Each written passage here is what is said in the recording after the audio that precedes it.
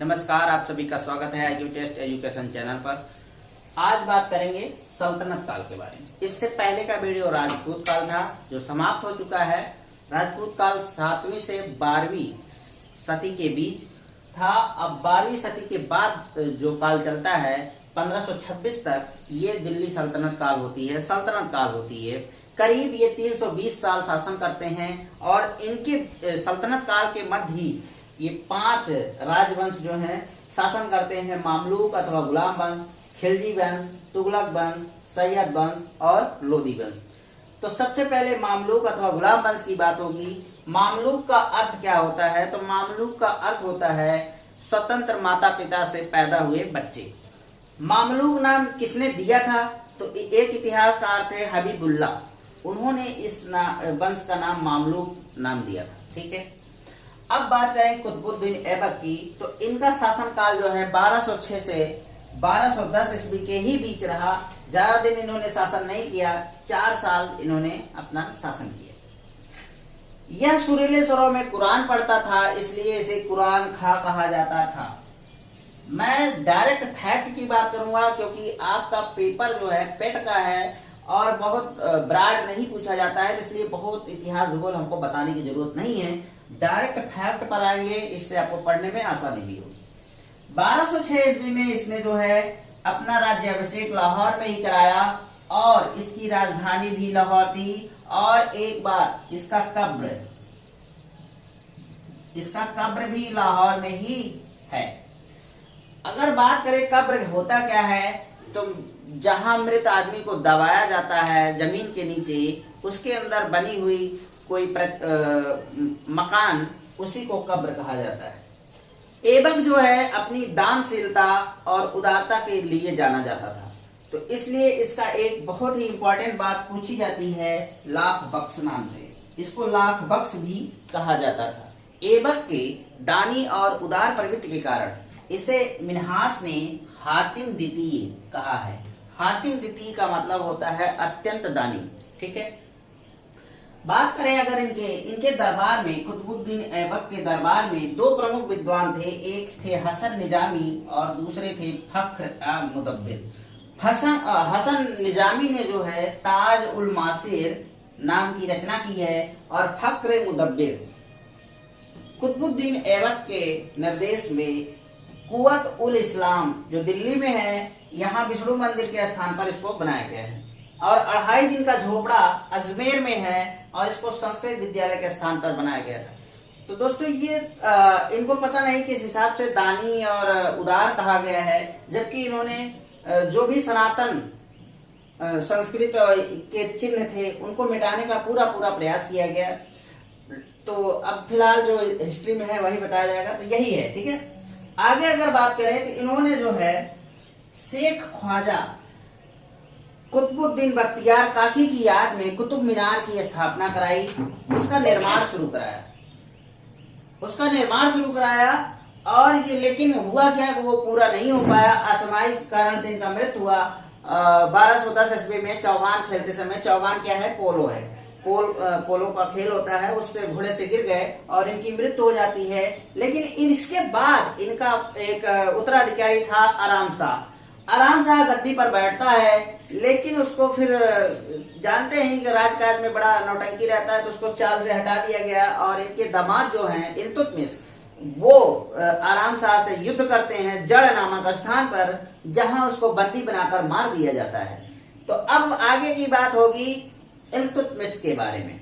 इल्तुतमिश जो है 40 गुलाम सरदारों का एक संगठन बनाता है, एक ग्रुप बनाता है, जिसका नाम तुर्कान-ए-चिहलगानी या फिर चरगान कहा जाता था। ठीक है, फिर उसके बाद इसने अपनी राजधानी लाहौर से स्थानांतरित कर दी और दिल्ली में अपनी राजधानी बना लिया। जैसा कि आप सभी जानते हैं कि लाहौर राजधानी किसकी थी? कुतुबुद्दीन ऐबक की थी। तो जब ये कुतुबुद्दीन ऐबक की मृत्यु होती है और ये शासक बनता है, तो वहां से स्थानांतरित कर देता है।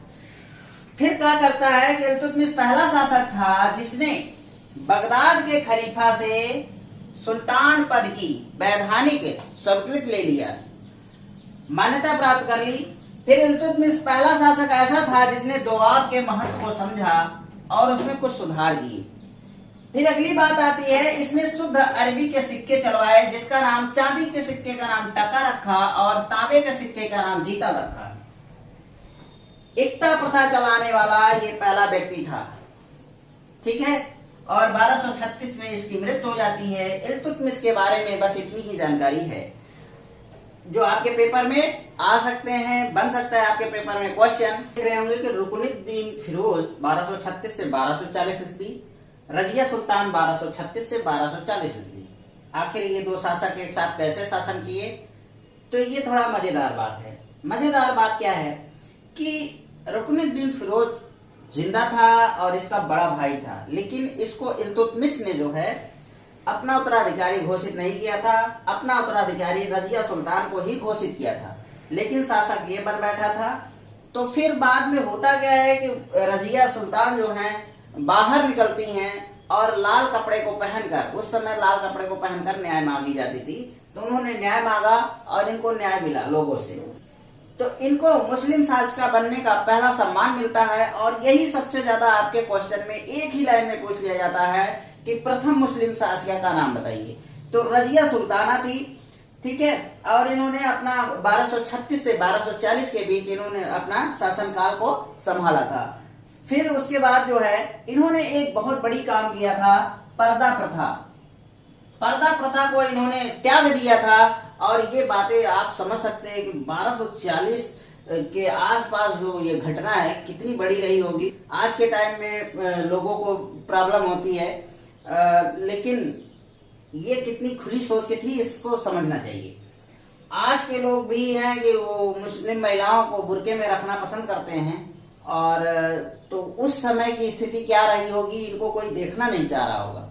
तो ये सब बातें थी। इन्होंने पुरुषों की तरह कुबा, जिसे कोट कहते हैं, और कुला टोपी पहनकर खुले मुख एकदम बढ़िया से बिंदास जाती थी। तो ये था इनकी खासियत। और इनको जो है रजिया सुल्तान कहिए या रजिया बेगम कहिए, बात एक ही है, ठीक है। आप लोग कंफ्यूज मत होइएगा। देखो भाई, मान लीजिए कोई भी वंश हो, उसमें काफी शासक होते हैं, राजनीति होती है आपस में एक दूसरे से, फिर षड्यंत्र होता है, फिर एक दूसरे के मौत के घाट उतारा जाता था, फिर कोई राजा बनता था, और कोई राजा बस थोड़े दिन के लिए बनता था, तो वो इम्पोर्टेंट नहीं रखता है। तो उसी प्रकार से मामलूक वंश या गुलाम वंश में भी ऐसे ही रहा। बहुत सारे हुए हैं, लेकिन उसमें से कुछ ही महत्वपूर्ण हैं, जिनमें से मैं डायरेक्ट आऊंगा गयासुद्दीन बलबन, जो 1265 से 1290 ईस्वी के बीच इसने शासन किया था। और जो मेन फैक्ट है वो आपके सामने रख दे रहा हूं। फिर उसके बाद हम चलेंगे खिलजी वंश पर। तो उसी में एक थे नासिरुद्दीन महमूद सुल्तान। इनका जो पेशा था, थे तो शासक, लेकिन ये टोपी सीकर अपना जीवन निर्वाह करते थे। तो इसीलिए इम्पोर्टेंट बन जाते हैं और आपके पेपर में कई बार पूछा भी जाता है कि वो कौन सा शासक था या किस वंश का शासक था जिसने टोपी सीकर अपना जीवन निर्वाह किया। तो अब बात करते हैं गयासुद्दीन बलबन। गयासुद्दीन बलबन जो है ना, ये ससुर भी था नसरुद्दीन का, क्योंकि ये अपनी लड़की की शादी नसरुद्दीन महमूद के साथ किया था, ठीक है। फिर ये भी एक गुलाम था और इल्तुतमिश का गुलाम था ये। तो सोचिए कि इसने अपने टाइम के लिए बहुत इंतजार किया है और ये गुलाम भी था। तो काफी इंतजार करने के बाद ये शासक बनता है। जैसा कि आप सभी जानते हैं कि इल्तुतमिश का शासनकाल 1210 से शुरू होता था और 1236 में मरता है, लेकिन ये भी लगभग अपने बुढ़ापे में ही शासनकाल को पाता है। अब इसकी कुछ खासियत जान लेते हैं। बलबन ने अपनी पुत्री का विवाह, जैसा कि मैंने आपको बता ही दिया, और इसका वास्तविक नाम बहाउद्दीन था। बलबन का वास्तविक नाम बहाउद्दीन था। ये भी बता दिया कि इल्तुतमिश गुलाम था, इल्तुतमिश का गुलाम था। और क्या हुआ कि इसने शासक बनने के बाद जो तुर्कान ए चिहलगानी, जैसा कि आप सभी को मैंने शुरू में बताया था कि इल्तुतमिश ने इसको बनाया था तुर्कान ए चिहलगानी, तो इसका ये विनाश कर देता है। उसमें कुछ खामियां देखा होगा, विनाश कर दिया। फिर क्या होता है, बलबन जो है मंगोलों के आक्रमण से खुद को बचाने में अब सफल रहता है। उस समय मंगोल जो कबीले टाइप के थे वो बड़े बदमाश थे और वो बराबर आक्रमण करते थे, लूटपाट के चले जाते थे। तो उनसे जो है अपना जो है इसने बचाव किया। राज दरबार में सिजदा एंड पैबोस। सिजदा मतलब क्या होता था कि राजा बैठा रहता था और उसको सर एकदम उसके पैर पे रखा जाता था, पैपोश उसके हाथों को चूमा जाता था। यही होता है सिजदा और पैपोश। इसने शुरुआत करा दी। था तो ये गुलाम है, लेकिन इसकी आदत जो थी राजा महाराजा से कम नहीं थी। बताइए, सिजदा और पैपोश इसने अलाउ कर दिया, पैर छुओ एकदम, मतलब सर मत्था अपना उसके पैर पे रख दो। बदतमीज था एक प्रकार से। चलिए आगे बात करते हैं। फारसी रीति रिवाज से इसने नौरोज उत्सव को प्रारंभ कराया और इसे उलूग खां की उपाधि भी मिली थी, और ये मिली थी नसरुद्दीन महमूद की शाह के द्वारा। ठीक है, आगे बात करें तो इसके दरबार में दो विद्वान थे, अमीर खुसरो और अमीर हसन। अमीर खुसरो के बारे में आप सभी बहुत अच्छे से जानते होंगे, इसे तोता हिंद भी कहा जाता है और खड़ी हिंदी बोली का ये जन्मदाता भी माना जाता है। तो ये दो विद्वान रहते थे। और लास्ट में बात आती है कि इसने गुलाम वंश का अंतिम शासक कैको आता। एक चीज मैं बहुत महत्वपूर्ण चीज भूल गया, लौ और रक्त बलबन ने ही चलाया था। लौ और रक्त के जो सजा देने का प्राविधान था इसके यहाँ बहुत ही खतरनाक था। ऐसे मान लीजिए एक लौ होता था, नुकीला होता था, गड़ा रहता था, तो उसी पे जो अगर कोई कुछ कांड किया है तो उसको ले जाकर उसे बैठा देते थे, ऐसे पैर पकड़ के खींच लेते थे, खत्म उसकी कहानी। और बड़ा दर्दनाक मौत है, आप कल्पना कर सकते हैं कि ये कितना क्रूर रहा होगा बलबन। तो ये था मामलूक वंश के बारे में, गुलाम वंश के बारे में। अब मैं बात करूंगा खिलजी वंश के बारे में। आप लोगों को अगर देखिए भाई, अगर आपको मजा आ रहा है पढ़ने में तो लाइक और शेयर जरूर करते जाइए। अगर आप नए चैनल पर नए हैं तो सब्सक्राइब भी कर लीजिए यार। वीडियो देख के निकल जाते हैं आप लोग, सब्सक्राइब तक नहीं करते, शेयर तक नहीं करते। कम इतना तो इज्जत करो, इतना तो इज्जत करिए कि लाइक शेयर कमेंट कर दीजिए। मुझे पता है कि आज के टाइम में कोई किसी को गुरु नहीं मानता है, ना ही उतना सम्मान देता है, लेकिन यार कुछ तो ध्यान रखिए आप लोग। गुरुदक्षिणा के रूप में आप लोग इतना भी नहीं कर सकते हैं, प्लीज कर दीजिए। तो अभी तक हम लोगों ने मामलूक या गुलाम वंश के बारे में पढ़ा, जो सल्तनत काल के ही अंतर्गत आता है। अब सल्तनत काल के अंतर्गत ही खिलजी वंश को हम लोग पढ़ेंगे 1290 से 1320 के बीच। इसमें होता क्या है, शमसुद्दीन कैमूर अंतिम शासक था मामलूक वंश का, गुलाम वंश का। इसकी मृत्यु होती है, हत्या की जाती है, और शासन कौन करने आ जाता है तो जलालुद्दीन फिरोज खिलजी आ जाते हैं। यही खिलजी वंश की स्थापना करते हैं। शमसुद्दीन की उम्र आप याद कर सकते हैं, ये मामलूक वंश के अंतिम शासक थे। खिलजी वंश की स्थापना हो जाती है और ये हिंदू जनता के प्रति उदार भावना रखता है। इनके बारे में बस इतना ही पढ़ना है कि खिलजी वंश की स्थापना किसने की थी, तो की थी जलालुद्दीन फिरोज खिलजी ने। यही एक प्रश्न आपके पेपर में बन सकता है, बाकी जलालुद्दीन फिरोज खिलजी के बारे में और कुछ नहीं पढ़ा जाता है। ठीक है, जैसा कि आप सभी जानते हैं कि इसके पहले जो भी दिल्ली के शासक हुए वे बड़े ही अत्याचारी क्रूर थे, और उनमें से एक निकलता है जलालुद्दीन फिरोज खिलजी। ये हिंदुओं के प्रति उदार भावना रखता है। फिर क्या होता है, 1296 ईस्वी में अलाउद्दीन खिलजी ने इसकी हत्या कर दी। ये अलाउद्दीन खिलजी जो था जलालुद्दीन का भतीजा भी था और दामाद भी था। जैसा कि मैंने यहाँ लिखा है चाचा एवं ससुर। तो ये जलालुद्दीन खिलजी जो थे, इनके अलाउद्दीन खिलजी के चाचा और ससुर लगते थे, और ये क्या लगता था, भतीजा था और दामाद भी था। जलालुद्दीन खिलजी की मृत्यु के बाद ये बलबन के लाल किले में जो है अलाउद्दीन खिलजी अपना राज्य अभिषेक करा लेता है, और इसका बचपन का नाम क्या होता है, अली और गुरसाप्स। ये जो पॉइंट मैंने मार्क किया है ये इंपॉर्टेंट है आपके पेपर में। इनके बचपन के नाम पूछा जा सकता है, तो अली और गुरसास पे है। इन्होंने राजगद्दी कब हथियाई, तो 1296 ईस्वी में हथियाई। और खिलजी वंश का संस्थापक कौन था, जलालुद्दीन फिरोज खिलजी था। अलाउद्दीन खिलजी ने अपने शासनकाल के दौरान इस्लाम धर्म के सिद्धांतों को बिल्कुल नहीं माना। इसमें जो भी इस्लाम धर्म के शरीयत के हिसाब से जो भी राजा थे अपने शासन को चलाते थे, इन्होंने नहीं माना। किसने, अलाउद्दीन खिलजी ने। इन्होंने राज्य हित को ही सर्वोपरि माना और जो भी नियम बनाए उसका कठोर तरीके से पालन कराया।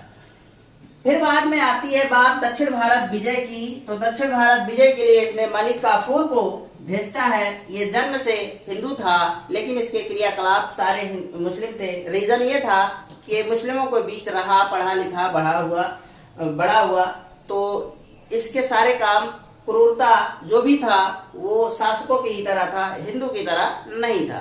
अलाउद्दीन खिलजी ने अपने शासन व्यवस्था को बेहतर ढंग से चलाने के लिए कुछ विभाग बनाए थे, जिनमें से कुछ जो बहुत ही महत्वपूर्ण है वही मैंने आपके सामने रखा है। तो पहला विभाग था दीवान वजारत। ये मुख्यमंत्री था, वित्त के अतिरिक्त युद्ध के समय सेना का नेतृत्व करता था। मुख्यमंत्री के साथ साथ वित्त को भी देखता था। किसके शासनकाल में? अलाउद्दीन खिलजी के शासनकाल में। और युद्ध अगर हो जाता था, शुरू हो जाता था किसी से, तो ये सेना का नेतृत्व करता भी होता था। ठीक है। दीवान आरिज या आरजी से दोनों कहा जाता है। ये युद्ध मंत्री या सैन्य मंत्री होता था, युद्ध से संबंधित इनका भी काम होता था। लेकिन ये दीवान रियासत वेरी इंपॉर्टेंट है, आपके पेपर में कई बार आ चुका है। यह व्यापारी वर्ग पर नियंत्रण रखता था।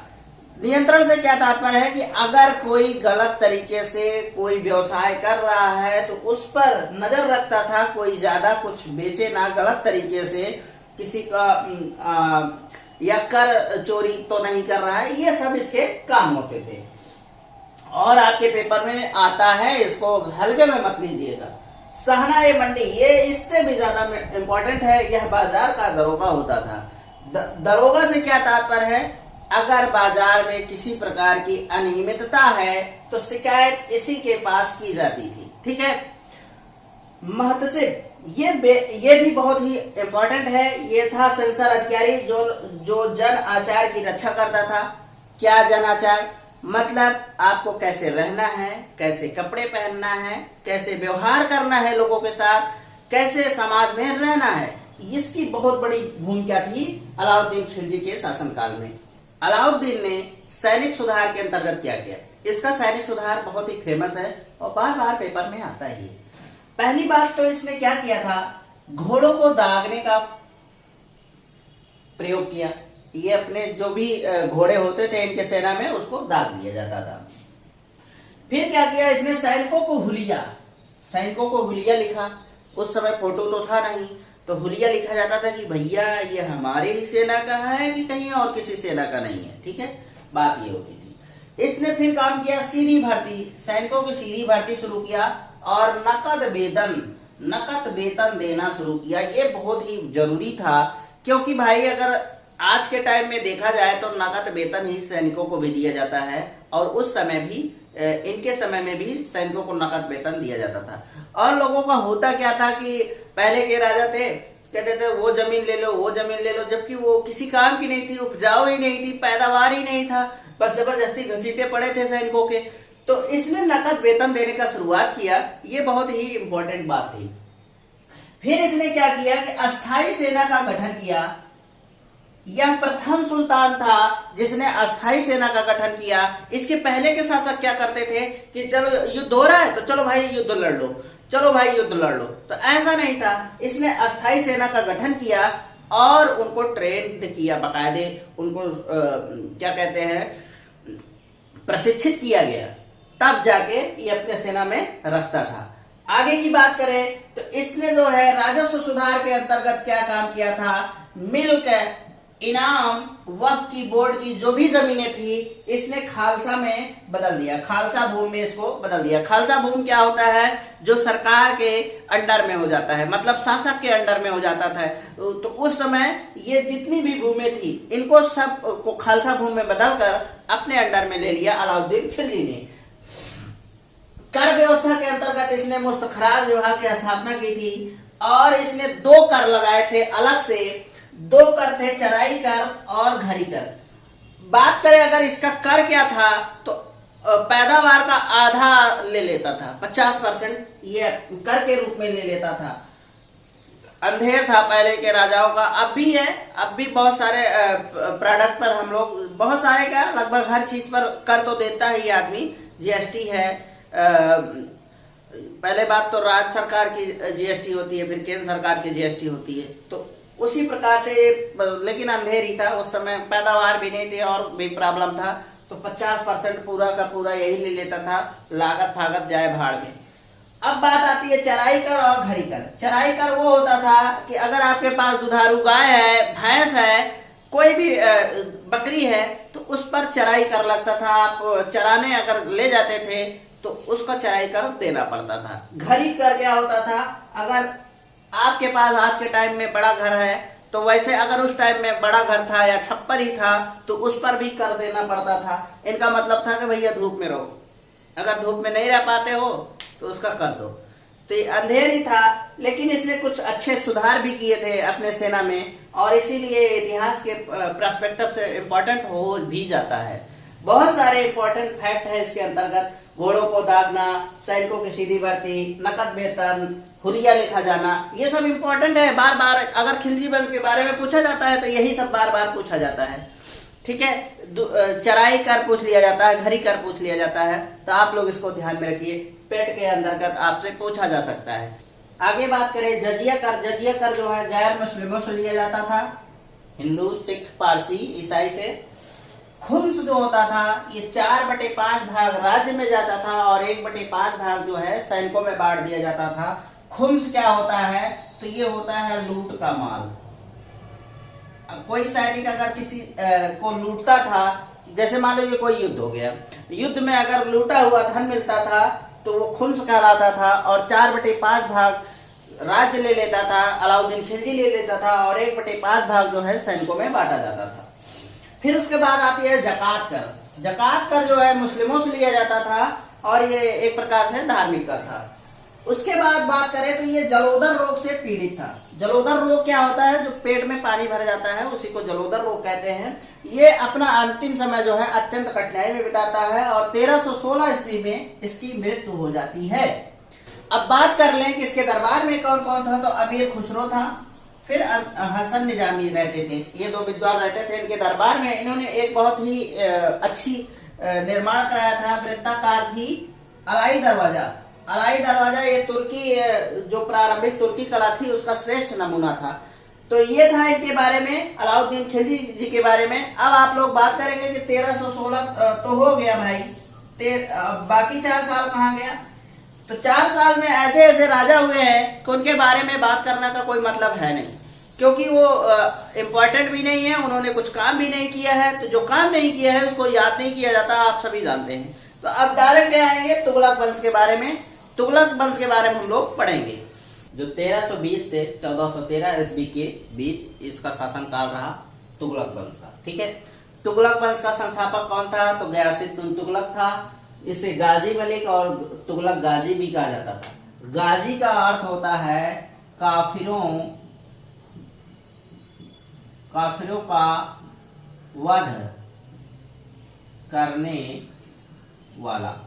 ठीक है, गाजी का मतलब होता है काफिरों का वध करने वाला। आप इसके बारे में आप समझ सकते हैं मेन ही पॉइंट से कि ये हिंदू विरोधी था। ठीक है, बात अब करें अगर, तो इसने दिल्ली के सिंहासन पर 1320 ईस्वी में बैठा और अपने नाम के आगे पहला ऐसा शासक था जिसने गाजी लगाया।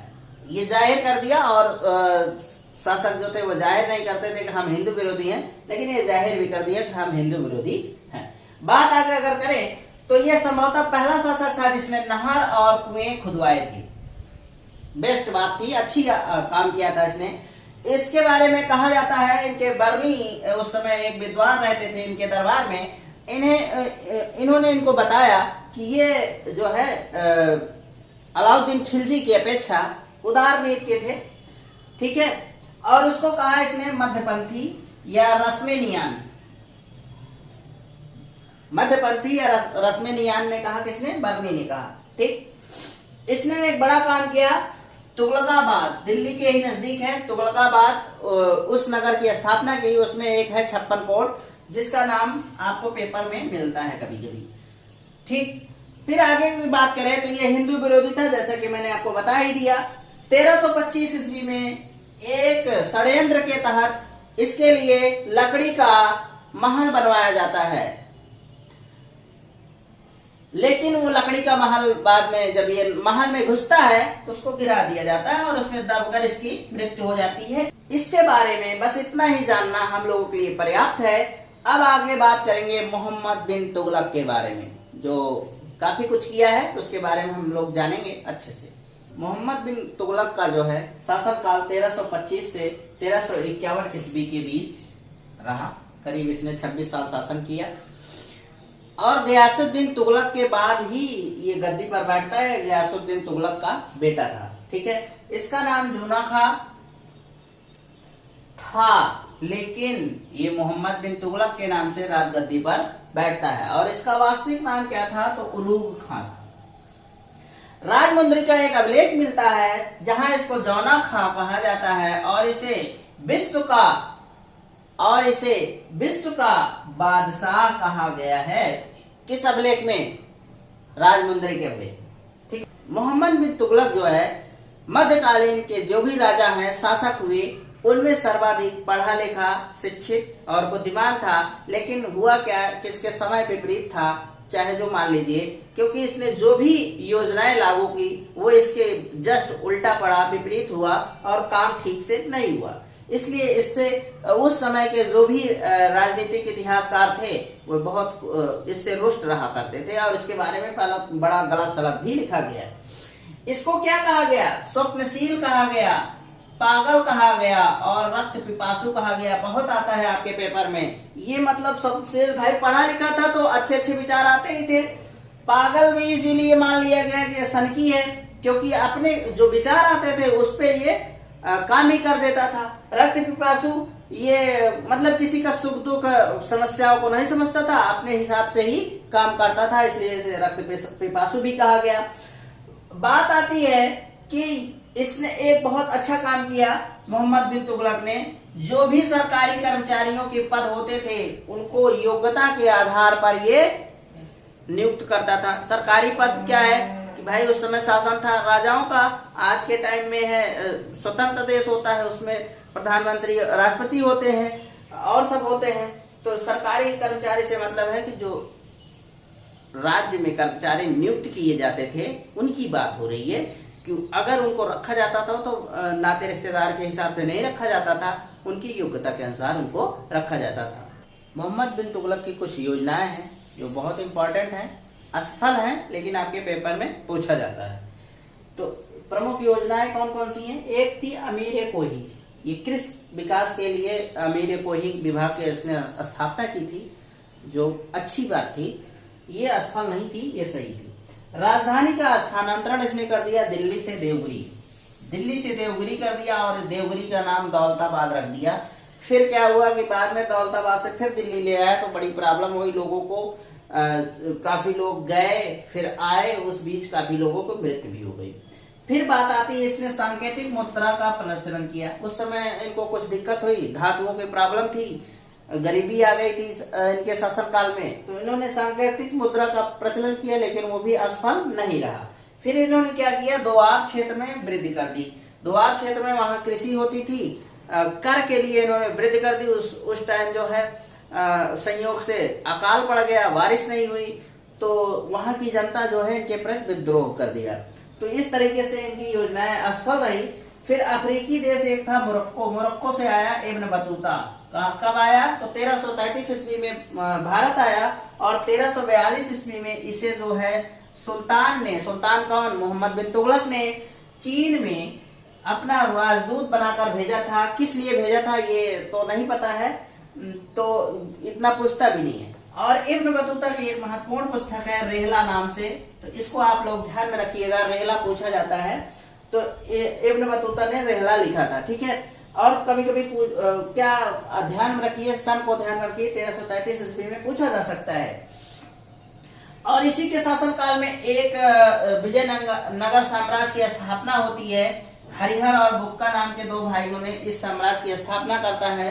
तो ये भी एक इनकी असफलता थी कि इन्हीं के शासनकाल में कोई नया राजवंश पैदा हो जाए, तो इन्होंने इनको खत्म करने का कोई प्रयास भी नहीं किया। फिर 1351 ईस्वी में हुआ क्या कि सिंध जा रहे थे तो थट्टा के निकट एक जगह है गोडाल, ठीक है। बोडाल में इनकी मृत्यु हो जाती है। तो इनकी मृत्यु पर एक प्रसिद्ध इतिहासकार बदायूनी ने क्या लिखा, और ये आपके पेपर में पूछा जाता है। बदायूनी ने जो लिखा है, लिखा कि अंततः लोगों को उससे मुक्ति मिली और उसे लोगों से, इस तरीके से इन्होंने एक लाइन में बात लिखी मोहम्मद बिन तुगलक के लिए। तो उस समय के इतिहासकार, अब क्या रीजन था, कैसे था, इनसे काफी घृणा भरी बातें सुनने को मिलती है इतिहासकारों से कि इतिहासकार इनके बारे में कुछ अच्छा नहीं लिखे हैं। लेकिन ठीक है, हमें पढ़ना है तो ये चीजें हैं, फैक्ट है, आप इनको नोट करिए, स्क्रीनशॉट भी लेकर रखा करिए, नोट्स बनाइए। मैं तो कहूंगा ज्यादा से ज्यादा नोट्स बनाइए। अच्छे से नोट्स बना के रखेंगे तो पेपर टाइम में आपको रिवीजन करने में कोई प्रॉब्लम नहीं होगी। और अगर आप चैनल पर नए हैं तो सब्सक्राइब कर लो यार, और एक लाइक भी कर दो वीडियो अच्छा लग रहा हो तो ठीक है। आगे अब देखते हैं, मोहम्मद बिन तुगलक के बाद तुगलक वंश का अगला शासक होता है फिरोज तुगलक। ठीक है, इसका शासनकाल जो है 1351 से 1388 ईस्वी के बीच रहा। ठीक है, ये जो है मोहम्मद बिन तुगलक का चचेरा भाई था। ये कोई बहुत खास बात नहीं है, लेकिन खास बात यह है इसने 24 कष्टदायक जो कर थे समाप्त कर दिया और सिर्फ 4 करों को लेना स्वीकार किया, जिसमें खराज था, खुम्स था, जजिया था और जकात था। खराज क्या होता है, तो ये लगान होता है। खुम्स क्या होता है, तो लूट का माल होता है। जजिया जो होता है ये हिंदुओं से लिया जाता था, और जकात जो है मुस्लिमों से लिया जाता था। फिरोज शाह तुगलक पहला ऐसा शासक था जिसने जजिया कर ब्राह्मणों पर भी लगा दिया। ठीक है, पहला ऐसा शासक था, आपसे क्वेश्चन किया जा सकता है। और इसने एक नया कर लगाया जो था सर्व। सर्व क्या है, सिंचाई कर था। इसने अपने शासनकाल में कुल 5 बड़े नहरों का निर्माण कराया था। ठीक, फिर आगे बात आती है तो ऐसा लगता है कि ये भी हिंदू विरोधी था। इसने जगन्नाथ मंदिर को तोड़ दिया जो जाजनगर उड़ीसा में है। फिर 1361 में नगरकोट पर ज्वालामुखी मंदिर को भी ध्वस्त कर दिया। आगे क्या करता है ये कि कुल 300 शहरों का निर्माण करता है, जिनमें से कुछ प्रमुख हैं जैसे हिसार, फिरोजाबाद, फतेहाबाद, जौनपुर, फिरोजपुर। ये प्रमुख शहर थे। जौनपुर को कहा जाता है कि इसने अपने चचेरे भाई मोहम्मद बिन तुगलक की याद में बसाया था।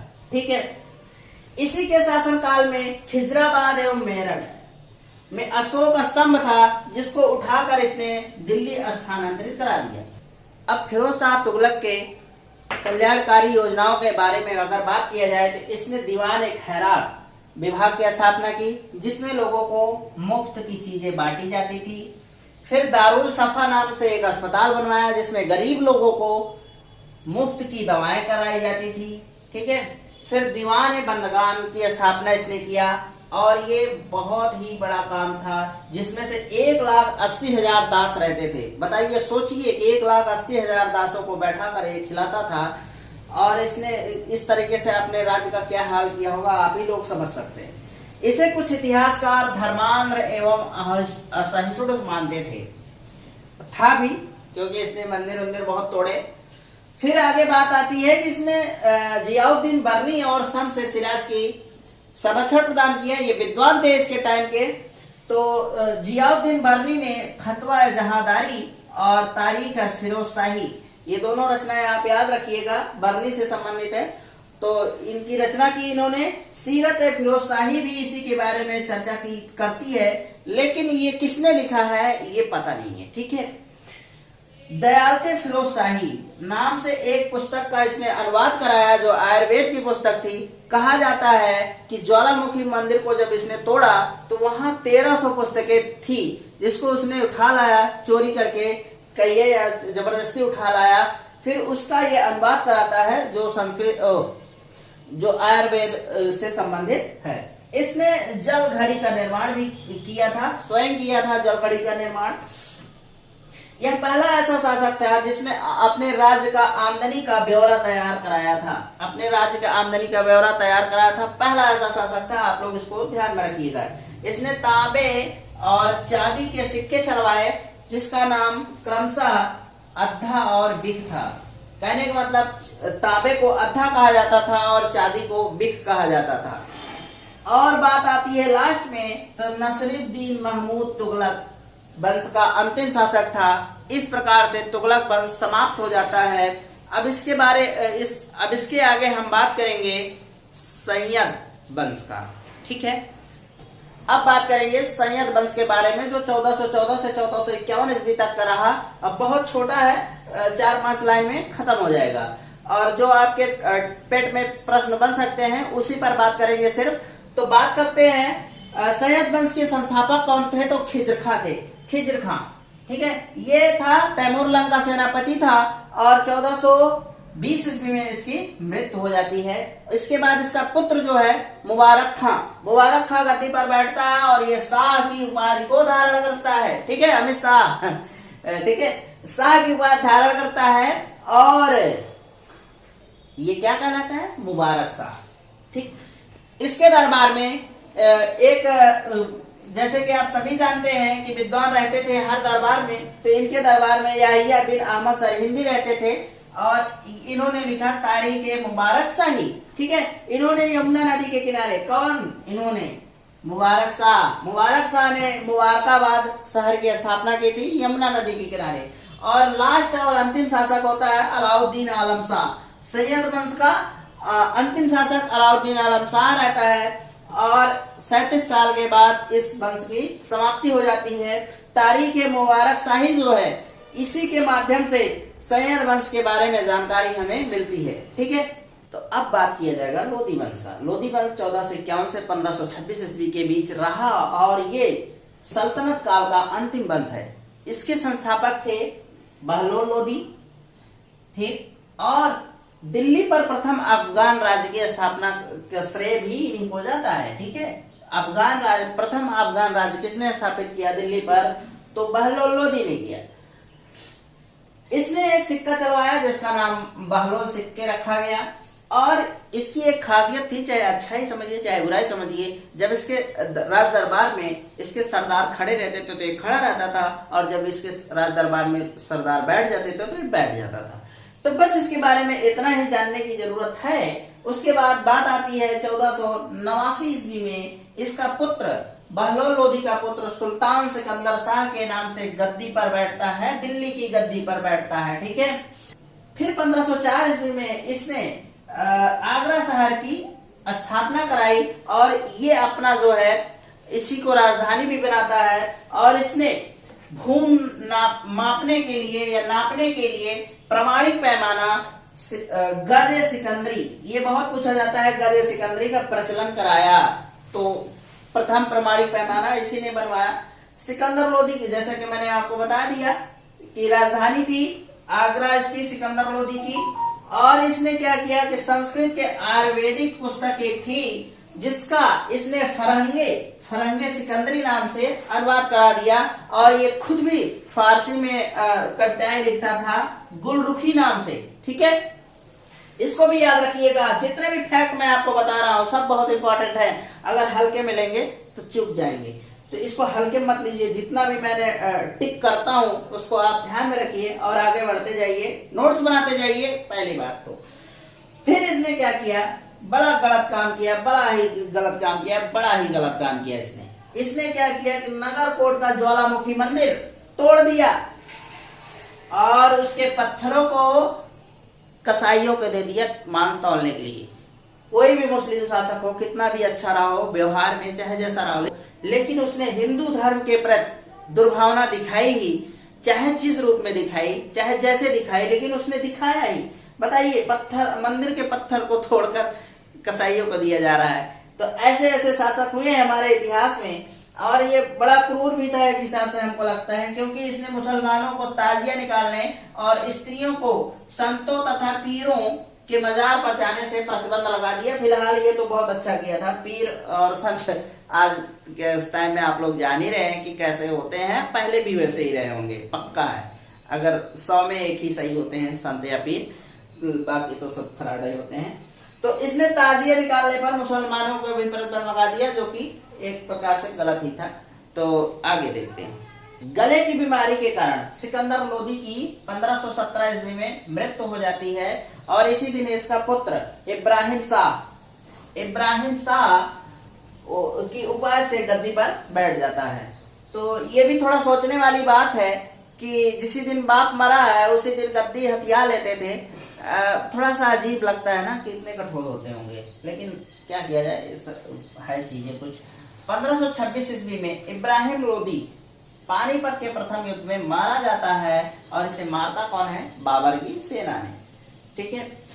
और मोड़ मस्जिद का निर्माण जो है सिकंदर लोदी के वजीर ने ही कराया था। बहुत इंपॉर्टेंट है मोड़ मंदिर, इसको ध्यान में रखिएगा। अब चलते चलते कुछ फैक्ट हैं जो मैं आपको बताना चाहूंगा कि इतने लंबे वीडियो में मैं नहीं बता सका, छूट गया। तो प्रमुख फैक्ट से नाम से है, देवल जो है सल्तनत काल का प्रमुख अंतरराष्ट्रीय बंदरगाह था। मशाहत जो है भूमि मापने की एक मापक थी जिसे अलाउद्दीन ने लागू की थी। सल्तनत कालीन कानून कुरान, हदीस तथा शरीयत पर आधारित था। एकता प्रथा की दोबारा की शुरुआत किसने की थी? तो फिरोज शाह तुगलक ने की थी। और इसको समाप्त किसने किया था? तो अलाउद्दीन खिलजी ने किया था। सल्तनत काल में गोला बारूद फेंकने वाली मशीन या तोप को क्या कहते थे? तो मांगलिक या अर्रात कहा जाता था। इसको आप ध्यान में रखिएगा। अब आपसे 10 क्वेश्चन पूरे टॉपिक पे, सल्तनत काल के पूरे टॉपिक पे 10 क्वेश्चन मैं आपसे करने वाला हूं, तो तैयार हो जाइए। तो अब आपके सामने है ये 10 टॉप 10 क्वेश्चन जिसके आपको आंसर करने हैं कमेंट बॉक्स में। तो पहला क्वेश्चन है, ऐबक का अर्थ बताइए। ऐबक शब्द का अर्थ बताइए। कुतुब मीनार का निर्माण किसने प्रारंभ कराया था? चरगान की स्थापना किस शासक ने की थी? प्रथम मुस्लिम शासक का नाम बताइए। सल्तनत काल के प्रमुख अंतरराष्ट्रीय बंदरगाह का नाम बताइए। सल्तनत काल में गोला बारूद फेंकने वाली मशीन अर्थात तोप को क्या कहते थे? प्रथम मुस्लिम शासक जिसने अस्थायी सेना रखी उसका नाम बताइए। अंततः लोगों को उससे मुक्ति मिली और उसे लोगों से किस इतिहासकार का कथन है?